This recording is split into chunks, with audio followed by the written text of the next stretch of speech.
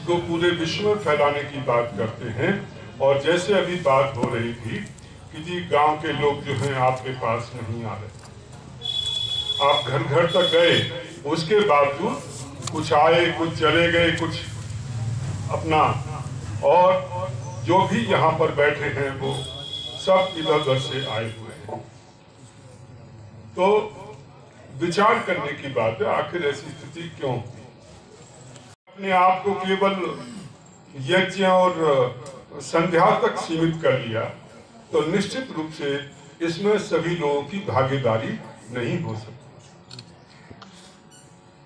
आप धीरे धीरे समाज की जो समस्याएं हैं, समाज के जो मुद्दे हैं, आदमी जिन समस्याओं से ग्रसित है, उन चीजों से आप दूर होते चले गए, उनके साथ आपका कोई सरोकार नहीं रहा। इसलिए लोग समझने लगे कि जी हमारा तो कुछ ज्यादा कुछ होना है नहीं, और इसलिए लोग जो हैं वो नहीं आ पाते। यदि गांव में एक पटवारी आ जाता है, लोग भागे भागे इकट्ठे हो जाते हैं। कोई दूसरा एमएलए आ जाए, एकदम लोग इकट्ठे हो जाते हैं। कोई दूसरे अधिकारी आ जाए तो वहां देखें कि क्योंकि उनको लगता है कि ये उनकी समस्याओं का समाधान करेंगे, जिन समस्याओं से आप परेशान हैं। इसलिए मैं आपसे केवल एक अनुरोध करने आया हूं कि देखिए, महर्षि दयानंद ने तो सत्यार्थ प्रकाश के छठे समुल्लास में हमें राजनीतिक जो जीवनचर्या होनी चाहिए, राजनीतिक जो दर्शन होना चाहिए, उसकी पूरी जानकारी महर्षि दयानंद ने दी है और बड़े विस्तार से दी है। और उसके माध्यम से महर्षि दयानंद चाहते थे कि आर्यों का चक्रवर्ती साम्राज्य जो है वो होना चाहिए। और 11वें समुल्लास में उन्होंने चक्रवर्ती जो साम्राज्य जो सम्राट हुए हैं उनके भी नाम बड़ी श्रद्धा के साथ लिए हैं कि ये लोग थे जो भारतवर्ष में पैदा हुए थे और चक्रवर्ती सम्राट थे। परंतु आज हमारी स्थिति ये है कि दूसरे देशों की बात हम क्या कहें, हमारे अपने देश में भी हमारा राज्य नहीं है। उस समय अंग्रेजों के समय में उन्होंने इस रूप में अपना दुख दर्द जो है व्यक्त किया था।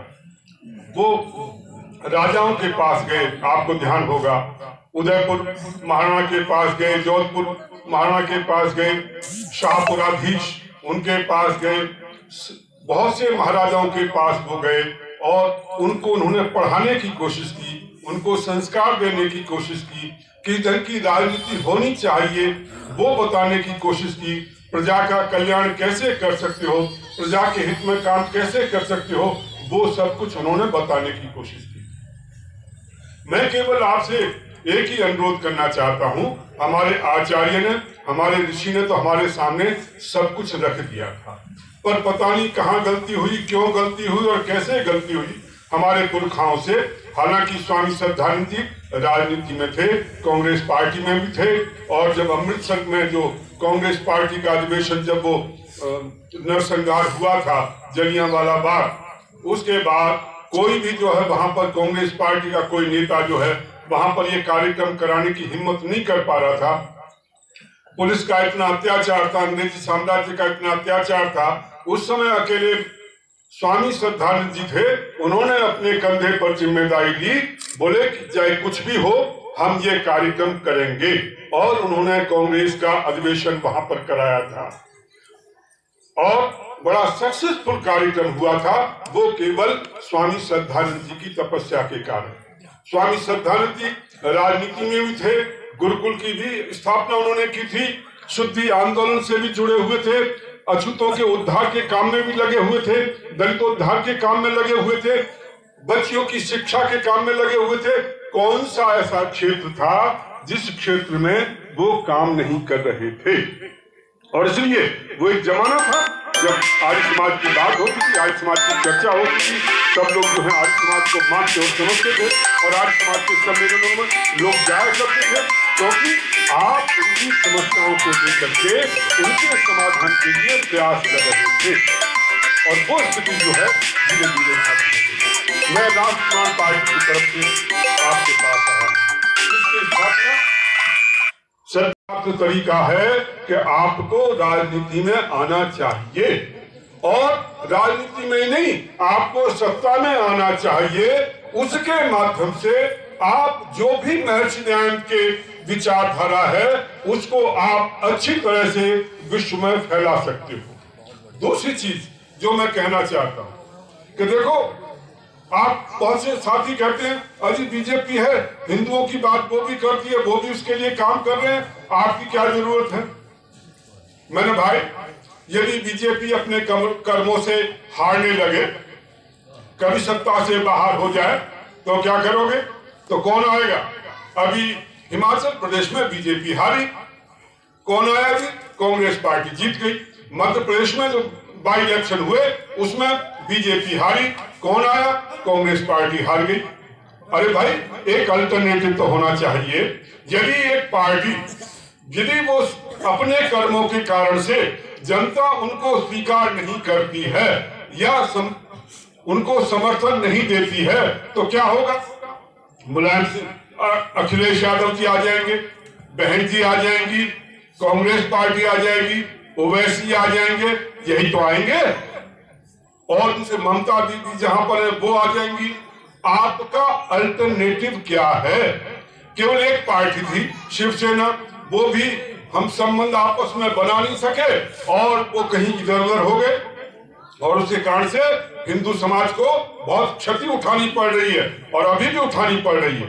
आपने देखा होगा कि कल परसों क्या हुआ, वहां पर मुसलमानों की भीड़ मालेगांव में, अमरावती में और दूसरे स्थानों पर इकट्ठी होती है। जुम्मे की नमाज के बाद हजारों की भीड़ इकट्ठी होती है, और वो जो है शहर में दंगा करना शुरू कर देते हैं।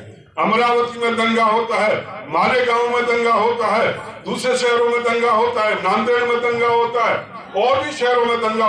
वो तो सारी सूचनाएं आ नहीं पाई। क्या हो रहा है ये? कैसे कंट्रोल करोगे? वही शिवसेना है, वही बाला साहब ठाकरे, उद्धव ठाकरे। क्या हो गया? क्योंकि हम संबंध बना नहीं पाए। हमने शिवसेना और बीजेपी में जो संघर्ष हुआ, ईगो जो क्लैश हुआ, उसके कारण से ये स्थितियां आज बन रही है। इसलिए यदि बीजेपी बाई चांस नहीं आ पाती है, एक उसका अल्टरनेटिव भी होना चाहिए। तीसरी चीज कि जो काम बीजेपी नहीं कर पा रही है, जो काम बीजेपी नहीं कर पा रही है, हम लोग यदि जीतते हैं, बेशक संख्या में कम हो, हम उनको बाध्य कर सकते हैं कुछ कामों को करने के लिए। जैसे गौ हत्या बंदी की बात है, इस हिंदुस्तान में शुरू से डिमांड रही है कि गौ हत्या बंद होनी चाहिए। कांग्रेस पार्टी, महात्मा गांधी और जितने नेता थे हमेशा कहा करते थे कि हम जब सत्ता में आएंगे, हमारा जब देश स्वतंत्र होगा, सबसे पहला काम हम जो है गौ हत्या बंद करेंगे। नहीं हुई। 7 नवंबर 1966 को एक बहुत बड़ा आंदोलन हुआ दिल्ली में। उसमें हमारे धर्माचार्य, शंकराचार्य, आर्य समाज, सिख, जैन, बौद्ध, हिंदू सब लोग थे।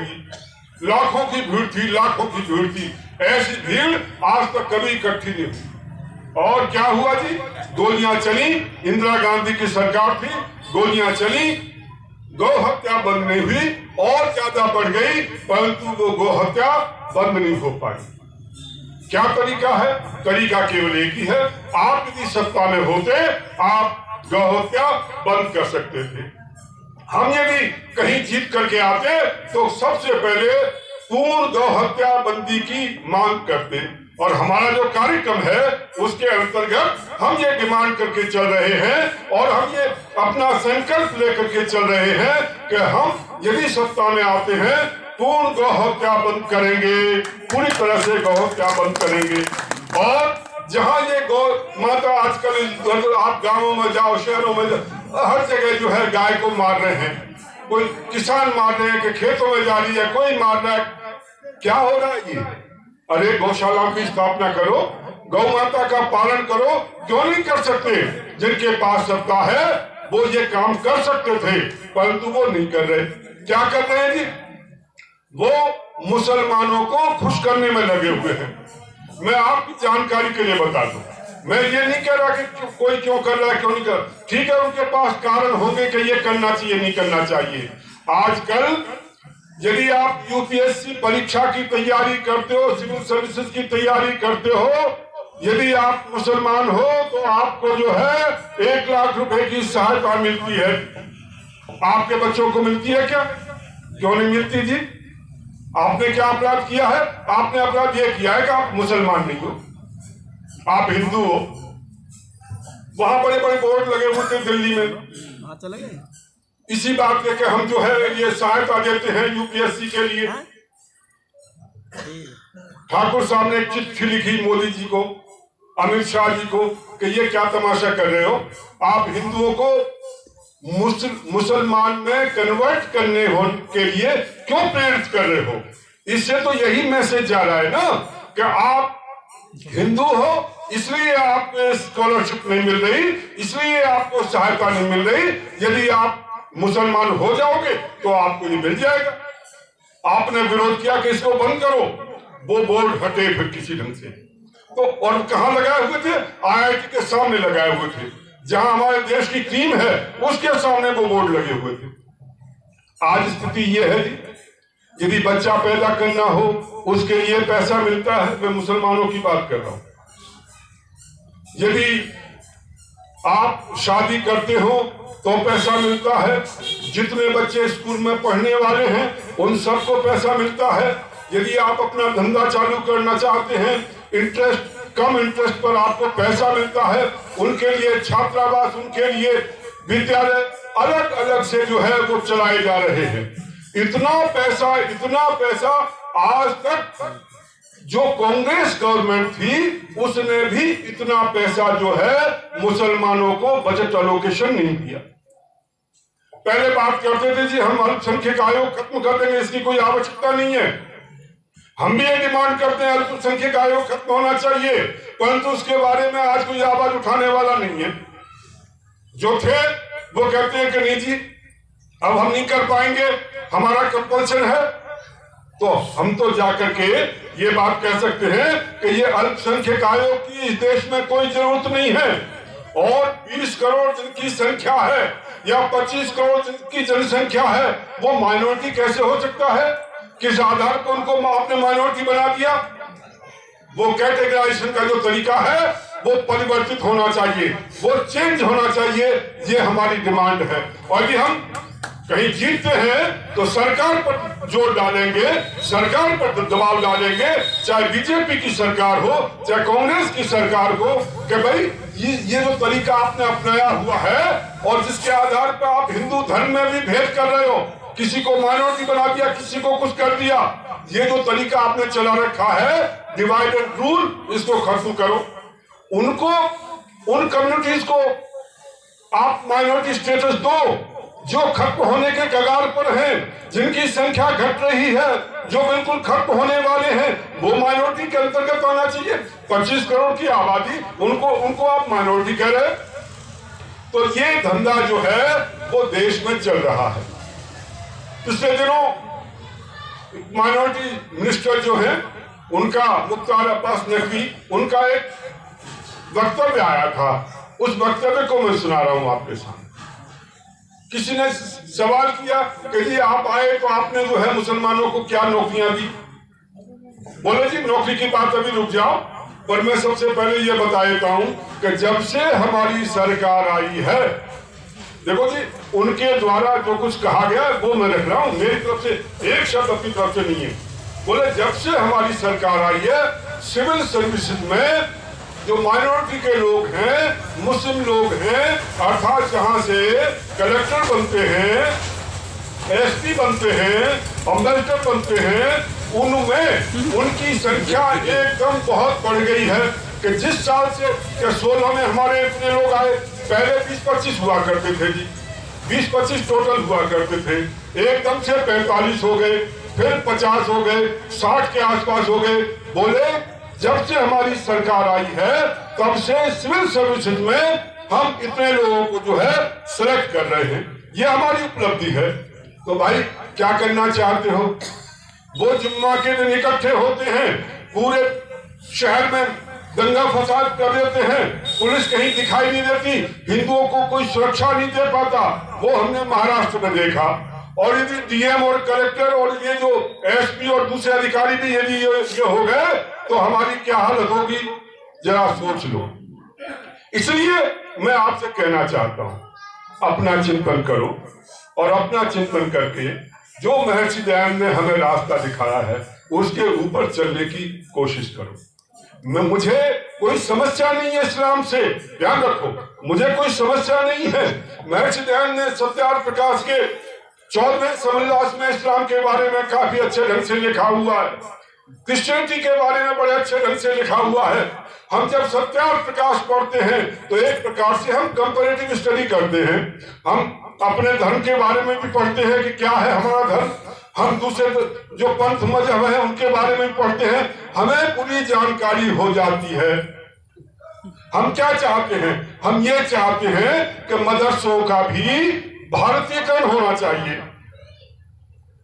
मदरसों का भी, हमारी पार्टी की डिमांड है कि यदि हम सत्ता में आए मदरसों का भारतीयकरण करेंगे। कैसा भारतीयकरण? अरे भी कंपैरेटिव स्टडी पढ़ाएंगे जी, मत पंथ रिलीजन उनके बारे में हम, वो अभी कुरान शरीफ पढ़ता है अकेला, इस्लाम के बारे में पढ़ता है, 24 घंटे उसको ये पढ़ाया जाता है कि उसके साथ नहीं बैठना है, उसके साथ ऐसा नहीं करना है, उनको हमें खत्म करना है उनको।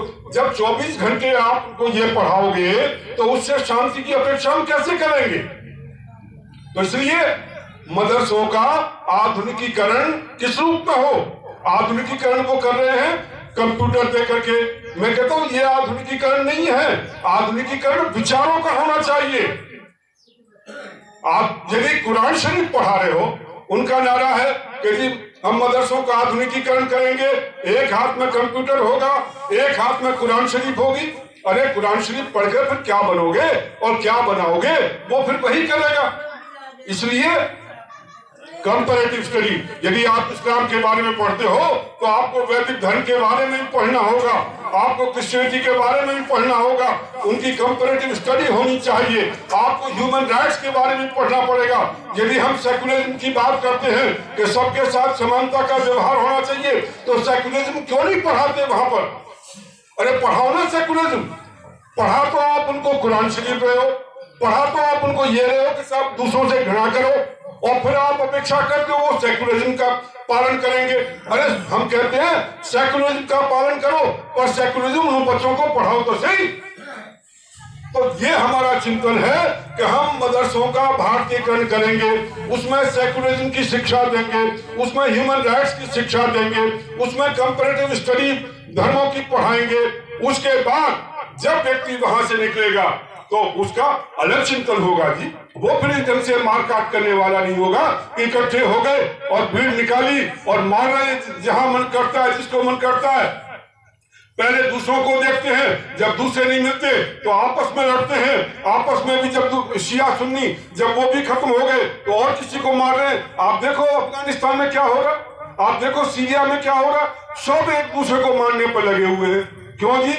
इसलिए क्योंकि जो चिंतन है उनका, वो चिंतन अपने आप में सही नहीं है। वहां हिंसा सिखाई जाती है। हमारे यहाँ सबसे पहले क्या सिखाया जाता है? अहिंसा सिखाई जाती है। और ये ऐसी चीजें हैं, हर काल में ये उपयोगी है, हर काल में रिलेवेंट है। किसी भी देश में पढ़ाओ, कोई इन चीजों का विरोध नहीं कर सकता। जब हम सत्य की बात करते हैं तो सत्य ये नहीं होता कि सत्य को जानना, सत्य को मानना। सत्य ये भी होता है कि सत्य को जानने की स्वतंत्रता और सत्य का पालन करने की स्वतंत्रता, ये केवल आपके अपने धर्म में दी गई है, वैदिक धर्म में। और किसी धर्म में चले जाओ, वो यदि सत्य जानता भी होगा, सत्य मानता भी होगा, तो अभी उसे मानने की स्वतंत्रता नहीं है। वो कहते हैं कि भाई जैसा हम कहते हैं वैसा मानो, तुम अपने दिमाग से जो है कुछ नहीं मान सकते, और यदि करोगे तो तुम्हें जीने का हक नहीं है। तो इस स्थिति से हमें मुसलमानों को भी निकालना है। हम उनको यदि ये जो मुल्ला मौलवी हैं उनके ऊपर छोड़ देंगे तो ये हम अपराध कर रहे हैं उन लोगों के प्रति उन लोगों के प्रति जो बाहर आना चाहते हैं, जो सत्य को जानना चाहते हैं। इसलिए हम कहते हैं कि हम मदरसों का आधुनिकीकरण करेंगे किस रूप में, कि भारतीयकरण करके। तो ये हमारी योजनाएं हैं, हम इसके आधार पर चल रहे हैं। हम शिक्षा का स्वदेशीकरण चाहते हैं, हमारी शिक्षा हो।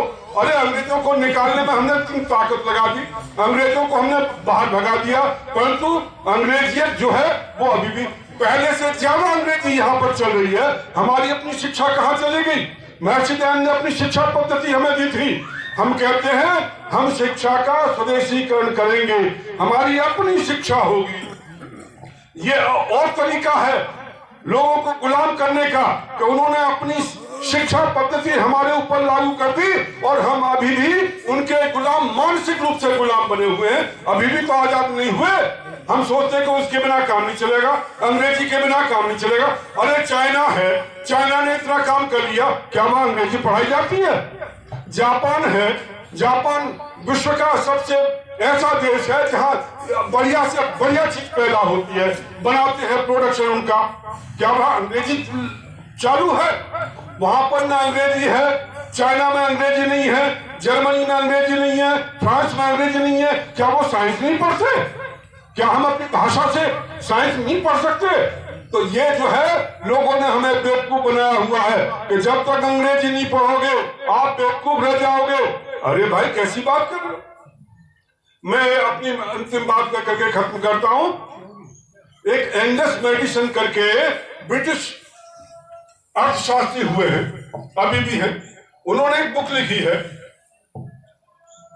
उनको एक काम सौंपा गया कि 20वीं 21वीं और उससे पहले की जो सदी थी उसकी आर्थिक स्थिति क्या थी, उसके बारे में उनको काम दिया गया कि आप इसके बारे में बताइए। उन्होंने पुस्तक लिखी और पुस्तक लिखते हुए उन्होंने कहा कि 18वीं शताब्दी के प्रारंभ में जब अंग्रेज हिंदुस्तान में आए थे उस समय भारत की जो जीडीपी थी वो 23% थी। विश्व की जीडीपी में भारत का 23% हिस्सा था।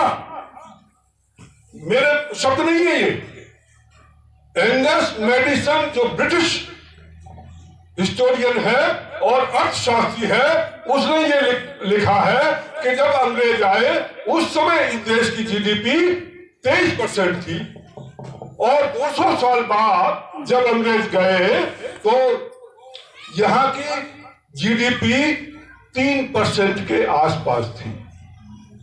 कहां 23%, कहां 3%? 200 साल में वो हमें लूटते रहे। अरे भाई जब हमारी 23% जीडीपी थी और पूरे यूरोपियन कंट्रीज की उस समय जीडीपी 22% हुआ करती थी। सारे यूरोपियन कंट्रीज मिला करके 18वीं शताब्दी में उनकी जीडीपी 22% होती थी, सारे देशों की मिला के, और अकेले देश की जीडीपी 23% होती थी। अरे भाई वो जो समृद्धि थी वो समृद्धि क्या हमने अंग्रेजी पढ़ के पाई थी? अरे हम संस्कृत पढ़ते थे, अपनी भाषाएं पढ़ते थे, उसके आधार पर हमें वो समृद्धि मिली थी। और आज भी हम अपनी भाषाएं पढ़ेंगे तो और ज्यादा समृद्धि मिलेगी। इसलिए मैं आपसे कहना चाहता हूं शिक्षा का स्वदेशीकरण। ऐसे मुद्दे हैं जिनकी कोई बात नहीं करता, कोई पार्टी बात नहीं करती। अभी शिक्षा में कुछ नीति में परिवर्तन किया है। क्या जी संस्कृत लगाई उसमें? क्या उपनिषद लगाई? क्या वेद लगाए? क्या दर्शन लगाए? क्यों जी? आप अपना चिंतन नहीं पढ़ाओगे तो कैसे परिवर्तन आएगा? तो इसलिए बहुत स्किल डेवलपमेंट आपने देखा। अरे स्किल डेवलपमेंट से मैं इलेक्ट्रिशियन बन जाऊंगा, मैं कुछ काम कर लूंगा, नौकरी मिल जाएगी, परंतु मेरे जो जीवन दृष्टि है वो कैसे बदलेगी? जो हम अहिंसा सत्य अस्तेय की बात जो करते हैं, ईश्वर की बात करते हैं, शारीरिक मानसिक आत्मिक जो सामाजिक उन्नति की बात करते हैं, आखिर वो कैसे होगा? उसके लिए हमारा चिंतन जो है उसको लेकर आपको चलना होगा। और मैं आपसे अनुरोध करता हूं पार्टी के साथ जुड़ो, जितने साथी यहाँ पर जुड़ो, जितने साथी हैं पार्टी के सदस्य बनो, पार्टी को आगे बढ़ाओ, आर्थिक रूप से मजबूत करो और हम इस क्षेत्र से अपना एक कैंडिडेट भी खड़ा करना चाहते हैं अभी के चुनावों में। मैं आप सभी साथियों से अनुरोध करता हूं, एक अच्छा कैंडिडेट जो है उसके लिए ढूंढने की कोशिश करें, जिससे कि हम अच्छे ढंग से चुनाव लड़ सके यहाँ से, और पूरी मजबूती के साथ चुनाव लड़ेंगे। ये भजनोपदेशक एक हैं, ऐसे 10 भजनोपदेशक हम अपने क्षेत्र में लगा देंगे, परंतु आप हिम्मत तो करो, आगे आने की कोशिश तो करो। आपका बहुत बहुत धन्यवाद, मुझे समय दिया, और मैं आप सभी का बहुत बहुत आभारी हूं।